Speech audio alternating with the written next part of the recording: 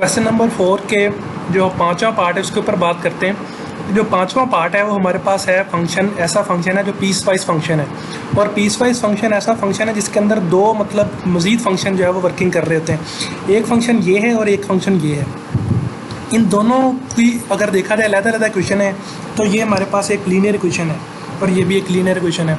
तो इसका जो ग्राफ होगा वो हमारे पास दो लाइनें लगेंगी और वो एक दूसरे को मतलब कट नहीं कर रही होंगी, वो अलग-अलग होंगी, ठीक है।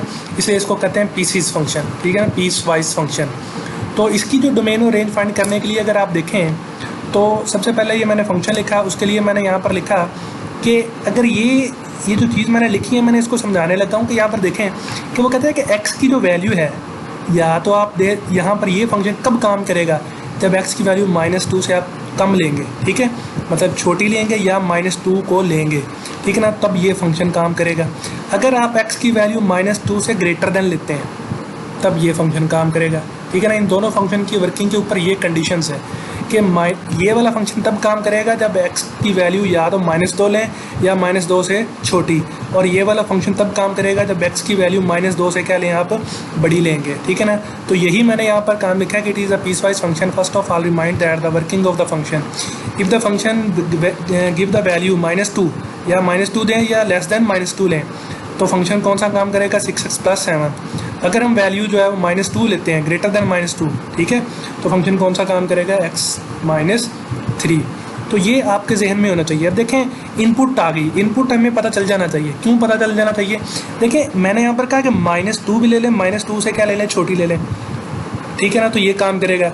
अब -2 से बड़ी के लिए ये काम कर लेगा, वो -2 और -2 से छोटी के लिए है, ठीक है, ये -2 के बड़ी के लिए। इसका मतलब है कि ये हमारे पास -2 भी आ गया, -2 से बड़े भी आ गया, -2 से छोटे भी आ गए, तो इसकी जो डोमेन हुई वो सेट ऑफ रियल नंबर होगी, ठीक है। तो ये इसकी जो डोमेन है उसका आपको क्लियर हो जाना चाहिए। रेंज के लिए हम यहाँ पर ये काम करेंगे।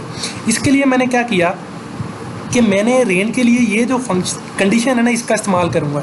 इस कंडीशन को इस्तेमाल करते हुए ये फंक्शन बनाऊँगा। देखिए ये मैंने कंडीशन ले ली, अब इस फंक्शन को बनाना है मैंने यहाँ पर देखा 6 है तो मैंने दोनों तरफ किससे मल्टीप्लाई कर दिया, यहाँ पर भी 6 से और यहाँ पर मल्टीप्लाई किया तो -12 आ गया। अब देखें इसके अंदर ऐड हो रहा है 7, तो मैंने दोनों तरफ यहाँ पर भी 7 ऐड कर दिया और यहाँ पर भी 7 ऐड कर दिया। तो यहाँ पर इसको ये तो वो भी बन गया 6x + 7, तो यहाँ पर हमारे पास क्या आ गया, -5, -12 में से 7 निकला तो -5। अब ये जो है ये देखें ये फंक्शन वही है हमारे पास ये वाला, और ये किसके इक्वल है, g(x) के। और ये g(x) असल में क्या है, हमारे पास y है, y = f(x) होता है, लेकिन यहाँ पर y = g(x). y क्या होती है, रेंज, ठीक है।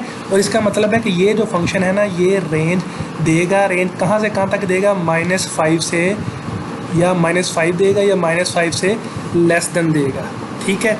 तो इसके लिए तो ये हो गया। उसके बाद जो है वो दूसरे के लिए हम कम काम करते हैं। अब दूसरे के लिए यहाँ पर देखें तो x की वैल्यू जो है यहाँ पर अगर देखी जाए तो ये >2 लिखी है मैंने, यहाँ पर ये लिखी मैंने उल्ट लिख दी है, बात वही है कि x > -2 है, ठीक है। अगर यहाँ इसको देखा जाए तो ये बनाना था, अगर x के अंदर क्या हो रहा है, -3, तो मैंने यहाँ पर x यहाँ पर भी -3 कर दिया और यहाँ पर भी -3 कर दिया, तो ये x -3 बन गया और यहाँ पर क्या बन जाएगा, -5। अगर -5 बन जाएगा तो ये देखें ये x -3 ये वही बन गया जो g(x) के अंदर लिखा हुआ है। तो ये g(x) और ये ग्रेटर देन किससे है, यहाँ पर माइनस आना है, या माइनस डाल लीजिएगा, ठीक है। तो इसका मतलब है x -3 ग्रेटर देन -5। यहाँ पर ये जो वैल्यू दे रहा है ये -5 से छोटी, ठीक है, आंसर देगा, या -5 देगा, और ये -5 से क्या देगा, बड़ा। ये मैंने पहले बता दिया कि इसके साथ माइनस डाल लीजिएगा, ये मैंने मुझसे गलती होगी। तो यहाँ पर x -3 की वैल्यू ग्रेटर देन क्या होगी, -5। इसका मतलब है कि -5 भी आ रहा है, -5 से छोटा भी आ रहा है, -5 से बड़ा भी आ गया, तो इसकी डोमेन रेंज क्या हुई, सेट ऑफ रियल नंबर। तो ये हम बात करेंगे कि डोमेन की मैंने पहले बता दिया कि -2 से छोटी भी दे दें, बड़ी भी दे दें, -2 ले लें तो इसकी डोमेन हो गई वो सेट ऑफ रियल नंबर। तो रेंज के अंदर भी यही आ जाएगा, -∞ से ∞, क्योंकि -5 भी आ रहा है और -5 से छोटे आ रहे हैं और -5 से आंसर क्या दे रहा है, बड़ा। ये जो ये हमें बता रहा है कि हमें आउटपुट बताएगा, ठीक है ना, ये वाला जो चीज़ है, क्योंकि ये फंक्शन है, फंक्शन हमेशा आउटपुट देता है, प्रोवाइड करता है, और ये कंडीशनें हमें क्या दे रही हैं, इनपुट का बता रही है, ठीक है। इसको मज़ीद टेबल से देखें तो मैंने इस फंक्शन के अंदर ये वैल्यूज़ ये इनपुट रखी हैं और ये जो है मैंने आउटपुट रखी है। जब आप -6 पुट करते हैं, -6 जो है वो -2 से क्या है, छोटा है ना, इसको पुट करें यहाँ पर, तो देखें तो यहाँ पर पुट करने से हमारे पास जब यहाँ पर आप पुट करेंगे ये जो वैल्यूज़ हैं, तो हमारे पास जो आंसर मिलेगा हमारे पास वो क्या मिलेगा, वो -29 मिल जाएगा। ठीक है, अगर आप यहाँ पर देखें x से वैल्यू -2 से क्या लेनी है, आपने छोटी लेनी है। अगर आप -5 पुट करते हैं, देखें -5 अगर पुट करें तो यहाँ पर जब पुट करने के बाद जो है हमें आंसर क्या मिलेगा, देखें x की वैल्यू -2 से क्या आपने क्या लेनी है, छोटी। तो देख लें यहाँ पर, देखिए जब मैंने -6 पुट करूँगा तो -36 हो जाएगा, 36 में से -36 में से 7 निकलेंगे, पीछे क्या आ जाएगा 29। इसी तरह नीचे की तरफ वैल्यूज बढ़ आएंगी। ठीक है ना। अब यहाँ पर देखें तो ये सारी मैंने पुट कर दी। यहाँ पर जब आएंगे, जब हम 2 के ऊपर आएंगे, ठीक है ना, यहाँ पर -2 से बड़ी, -2 से बड़ी कौन सी है, देखिए -1 बड़ा है ना। अब यहाँ पर पुट करें, जब आपने -2 से बड़ी -1 लेंगे, तो -1 जब आप पुट करेंगे तो आपके पास आंसर क्या मिलेगा, ठीक है ना। -2 से आपने बड़ी वैल्यूज़ को लेना है। ठीक है, जब -2 लेंगे, -1 ले लेंगे तो हमारे पास क्या आ जाएगा, -4। देखिए मैंने जब -1 लिया तो क्या आंसर आया, -4। अगर आप यहाँ पर -2 से बड़ी कुछ 4 ले लेते हैं, 4 में से 3, ठीक है, मैं जब 4 पुट करता हूँ तो 3 निकलेंगे, तो पीछे क्या आ जाएगा 1। 4 - 3 1 आ जाएगा। ठीक है ना, इसका आंसर। अगर यहाँ इसमें काम तब करना है जब x की वैल्यू 4 से क्या हुई, 2 से क्या हुई, -2 से क्या हुई, बड़ी। तो -2 से बड़ी आप यहाँ पर देखें, मैंने कई लेके यहाँ पर आपको करके दिखाया है। ठीक है ना, आप यहाँ पर इसको तसल्ली से देख सकते हैं। ठीक है ना, प्रैक्टिकल करके देखें कि वैल्यूज़ ऐसे आती हैं कि नहीं आती। तो यहाँ पर देखें तो मैंने इनपुट क्या दी हैं, नेगेटिव भी और पॉजिटिव भी। ठीक है, तो इसका मतलब है कि ये सेट ऑफ रियल नंबर हुआ। तो आउटपुट क्या आ रही है, नेगेटिव भी आ रही है, पॉजिटिव भी आ रही है, 0 भी आ रहा है। इसका मतलब रेंज भी क्या हुई, इसकी सेट ऑफ रियल नंबर ही हुई। तो ये तो था पीस वाइज फंक्शन की डोमेन और रेंज फाइंड करने का तरीकाकार। ठीक है, नेक्स्ट जो है क्वेश्चन का जो छठा पार्ट है, छठा पार्ट के अंदर देखें तो ये भी पीस वाइज फंक्शन है। पीस वाइज फंक्शन के लिए वही कंडीशन मैंने बताया था कि हमने जब ये फंक्शन, जब x की वैल्यू <3 लेंगे तो ये फंक्शन काम करेगा। ठीक है, जब आप x की वैल्यू > लेंगे 3 या 3 से बड़ी लेंगे, 3 लेंगे या 3 के बराबर लेंगे तो ये फंक्शन काम करेगा। ठीक है, तो यही मैंने यहाँ पर लिख दिया। ठीक है ना, इसको आप पढ़ लीजिएगा, सेम वही प्रोसेस जो पीछे वाले क्वेश्चन के अंदर मैंने लिखा कि 3 से छोटी लेंगे, देखें x <3 तो ये काम करेगा ऊपर वाला। x की वैल्यू 3 से बड़ी या बराबर लेंगे तो ये काम करेगा। ठीक है, उसके बाद इसकी जो डोमेन हुई, देखें डोमेन आपको पता चल जाना चाहिए। 3 से बड़ी भी ले ली, 3 से छोटी भी ले ली, 3 खुद भी आ गया। इसका मतलब है कि इन कंडीशन से हमें पता चल गया कि domain set of real number है। ठीक है, -∞ से ∞। अब आती है रेंज की बारी। रेंज के ऊपर वो कंडीशन बनाएंगे। देखें तो मैंने ये कंडीशन बनाई, इस कंडीशन को मैं अंदर देखें इसको बनाना है, -1 कर देंगे दोनों तरफ। ठीक है ना, इसको लेके ये वाली टर्म बनानी है आपने।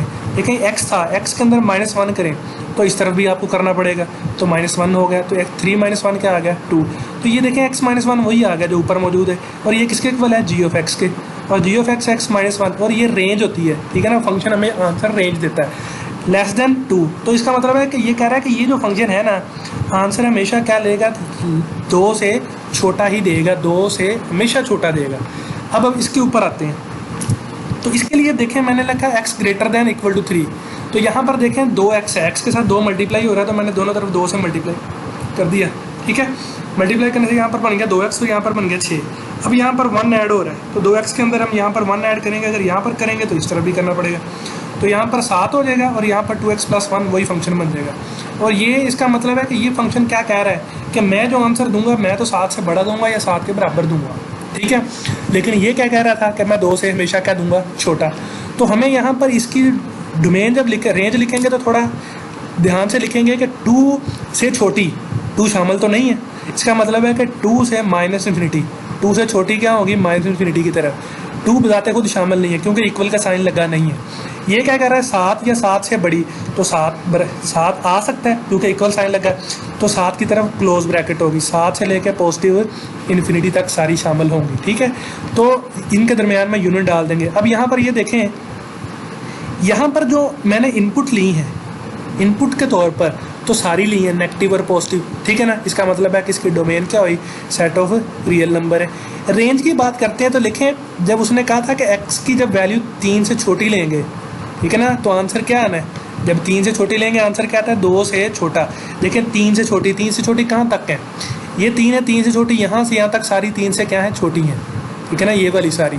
तो इनके लिए ये जो 3 से छोटी हैं, 2 से लेके -6 तक सारे आंसर देखें, क्या है आंसर, क्या आंसर कहा था कि 2 से क्या आना है, छोटा। तो 2 से सारे ही देखें क्या है, छोटे नहीं है ये वाले, 1 0 -1, 2 से सारे क्या है, छोटे हैं। अगर यहाँ पर देखें, जब वो कहता है कि x की वैल्यू 3 लें या 3 से बड़ी ले लें, तो 7 से बड़ा आएगा, या 7 आएगा या 7 से बड़ा आएगा। देखें 3 ले लें या 3 से बड़ी, 3 ये वाला आ गया या 3 से बड़ी ये वाली वैल्यू, तो या 7 आएगा या 7 से बड़ी। देखें 7 आ गया 3 के ऊपर, या बाकी सारी क्या आ गई, बड़ी। तो ये बात कही थी कि अगर यहाँ से यहाँ तक लेंगे, ठीक है ना, इनपुट जो है वो हम 3 से क्या लेंगे, छोटी, 3 से क्या लेंगे, छोटी, तो इनपुट क्या आएगी, 2 से छोटी। तो 3 से जब छोटी, ये 3 सारी छोटी हैं 2 से यहाँ तक, तो इनपुट क्या आएगी, 2 से छोटी, मतलब रेंज भी क्या आएगी, 2 से छोटी। जब यहाँ लेंगे 3 से बड़ा इनपुट डोमेन, या 3 के बराबर, तो रेंज भी क्या आएगी हमें, 7 या 7 से बड़ी। तो ये हमारे पास होगी इसकी रेंज। तो ये जहन में रखिएगा, थोड़ा 2 को शामिल नहीं करना, क्योंकि 2 रेंज के अंदर शामिल नहीं है, इक्वल का साइन नहीं लगा, ब्रैकेट राउंड रखेंगे, इस तरफ स्क्वायर रखेंगे क्योंकि 7 शामिल है, तो दरमियान में यूनियन डालेंगे, यूनियन लाजमी है। ये 2 इंटरवल्स हैं। नेक्स्ट जो क्वेश्चन है, क्वेश्चन नंबर 4 का, वो है इसका 7 पार्ट। 7 पार्ट को देखें पहले, तो ये फंक्शन हमारे पास है रैशनल फंक्शन। अब रैशनल फंक्शन की डोमेन और रेंज फाइंड करने से पहले हमें इसके बारे में ये ध्यान में रखना है कि जब भी हम इसकी डोमेन और रेंज फाइंड करेंगे, तो आप देखेंगे कि इसके जो डिनोमिनेटर है ना, डिनोमिनेटर में माइनस नहीं, माइनस का दिया, 0 नहीं आना चाहिए। अगर 0 आ गया तो समथिंग ओवर 0 तो इन्फिनिटी हो जाएगा। इसका मतलब है कि हमने वो इनपुट देनी होती है रैशनल फंक्शन को जिसके पुट करने से डिनोमिनेटर में 0 ना आए, ठीक है। तो यही मैंने बात लिखी थी कि if a rational function domain the rational function find the those values putting in the denominator become 0। हमने वो वैल्यू फाइंड करनी है जिनके पुट करने से डिनोमिनेटर क्या बन जाए, 0, और उनको वैल्यूज़ को हम क्या कर देंगे, सब्ट्रैक्ट कर देंगे किस में से, रियल नंबर में से। तो x = 1, ये कंडीशन इसलिए उसने लिखी है, ठीक है ना, कि x -1 के बराबर नहीं ले सकते। जब -1 पुट करेंगे तो -1 + 1 तो 0 हो जाएगा। इसका मतलब है कि डिनोमिनेटर क्या बन गया, 0 बन गया। तो इसको हमने नहीं लेना, ठीक है। तो ये तो था हमारे पास थोड़ा सा इसका। ये देखें कि समथिंग ओवर 0 इन्फिनिटी, इसका मतलब ये है कि माइनस नहीं लेना, ठीक है। तो ये बात जहन में रब रख लें कि जब भी रैशनल फंक्शन की डोमेन फाइंड करेंगे, तो आपको जहन में होना चाहिए कि इनपुट के अंदर वो नंबर नहीं लेने जिसके पुट करने से क्या आए, 0 आए, ठीक है ना। अगर 0 आएगा तो ये हमारे पास क्या हो जाएगा, हमारे पास समथिंग ओवर 0 इन्फिनिटी की फॉर्म में चला जाएगा। इस वजह से ये बात जहन में रख लें, ठीक है। नेक्स्ट चलते हैं। ये तो हमारे पास डोमेन क्या आ गई, इसको रियल नंबर में से क्या करना था हमने, माइनस, ठीक है ना। यहाँ पर x is not equal to -1 लिखना है, ठीक है ना। ये माइनस नहीं लगा हुआ, माइनस लगा लीजिएगा क्योंकि क्वेश्चन के अंदर -1 लगा हुआ है, ठीक है। तो रियल नंबर में से हम क्या कर देंगे, -1 को माइनस कर देंगे। और ये जो सेट को ज़ाहिर कर रहा है कि सेट के अंदर सिर्फ -1 ही माइनस करना है रियल नंबर में से। अब रेंज को फाइंड करने के लिए पहले सिंप्लीफाई करते हैं इस क्वेश्चन को जितना हो सके, उसके बाद रेंज फाइंड करेंगे, ठीक है। तो मैंने x² वैसे लिखा, 3x को मैंने लिख लिया 2x + x, इनमें से कॉमन लिया, कॉमन लेने के बाद x + 1 x+ कट देगा तो x + 2 बचेगा। अब ये जो हमने माइनस किया है ना -1, उसको यहाँ पर पुट करने के, पुट करने से आंसर क्या आ रहा है, -1 2, आंसर क्या आ रहा है 1। तो देखें अगर इनपुट के अंदर -1 शामिल नहीं हुआ तो रेंज के अंदर हम 1 कैसे शामिल कर सकते हैं, क्योंकि इनपुट के अंदर इनपुट -1 पुट करने से तो आउटपुट 1 आई है। इसका मतलब ये है कि -1 हम इनपुट के अंदर अगर शामिल नहीं करेंगे तो आउटपुट के अंदर 1 भी शामिल नहीं होगा। रेंज के अंदर रियल नंबर में से 1 को क्या कर देंगे आप, माइनस कर देंगे। तो ये हमारे पास रेंज आ जाएगी रियल नंबर -1। तो ये तो था इसकी डोमेन और range of the rational function के। रैशनल फंक्शन की आपने डोमेन और रेंज कैसे फाइंड करनी है। डिनोमिनेटर जो है वो 0 नहीं बनना चाहिए, जिसके पुट करने से डिनोमिनेटर 0 हो उसको रियल नंबर में से क्या कर दें, माइनस कर दें। तो हमारे पास क्या आ जाएगी, डोमेन और रेंज आ जाएगी। तो नेक्स्ट चलते हैं, इसका जो लास्ट पार्ट है वो भी हमारे पास रैशनल फंक्शन ही है, सेम प्रोसेस करेंगे, वही मैंने यहाँ पर लिख दिया सेम टू सेम। अब x = 4 पुट करने से हमें क्या मिल रहा है, डिनोमिनेटर क्या हो रहा है, 0 हो रहा है। तो यहाँ पर उसने लिखा भी है x ≠ = 4, ठीक है ना। 4 पुट नहीं कर सकते, क्यों, 4 पुट करने से आंसर क्या मिल रहा है, 0 मिल रहा है। इस वजह से हम इसको शामिल नहीं करेंगे, ठीक है। इसके बाद नेक्स्ट वही कि इनपुट के अंदर से हम 4 को क्या रियल नंबर में से क्या कर देंगे, माइनस कर देंगे, ठीक है ना, क्योंकि इसको हमने शामिल ही नहीं करना। तो क्या आ जाएगा डोमेन, ये क्यों नहीं करना है, क्योंकि समथिंग ओवर 0 क्या होता है, इन्फिनिटी। इस वजह से हम इसको क्या कर दिया हमने, माइनस करेंगे किस में से, रियल नंबर में से।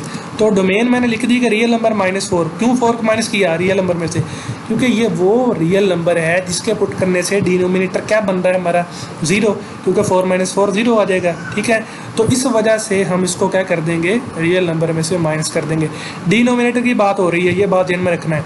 अब हम इसको रेंज फाइंड करने के लिए इसको सिंप्लीफाई करेंगे। सिंप्लीफाई किया तो मैंने x² - 16 को क्या लिख लिया, x + 4 और x - 4, ये आपके पास फार्मूला आता है a² - b² का। उसके बाद देखें ये जो हमारे पास x - 4 है, x - 4 से क्या हो जाएगा, कैंसिल आउट, तो x + 4 बच जाएगा। इसके अंदर वो 4 पुट करेंगे, ठीक है ना। अब 4 पुट करने से हमें पता चल जाएगा कि कौन सा ऐसा नंबर है जो हमने माइनस करना है। तो देखें रियल नंबर, अगर हमने डोमेन के अंदर 4 को माइनस किया है तो रेंज के अंदर तो 8 को माइनस करेंगे। क्यों करेंगे, क्योंकि इस 4 के पुट करने से ही तो हमें 8 मिल रहा है। तो अगर 4 इनपुट के अंदर डोमेन के अंदर शामिल नहीं है तो 8 है रेंज के अंदर भी शामिल नहीं होगा। तो ये बात अब जहन में रख लें कि इसकी जो रेंज होगी वो क्या होगी, रियल नंबर -8 होगी, ठीक है। तो यही हमने यहाँ पर डिस्क्राइब करना था कि डोमेन और रेंज इसकी क्या होती है, 0।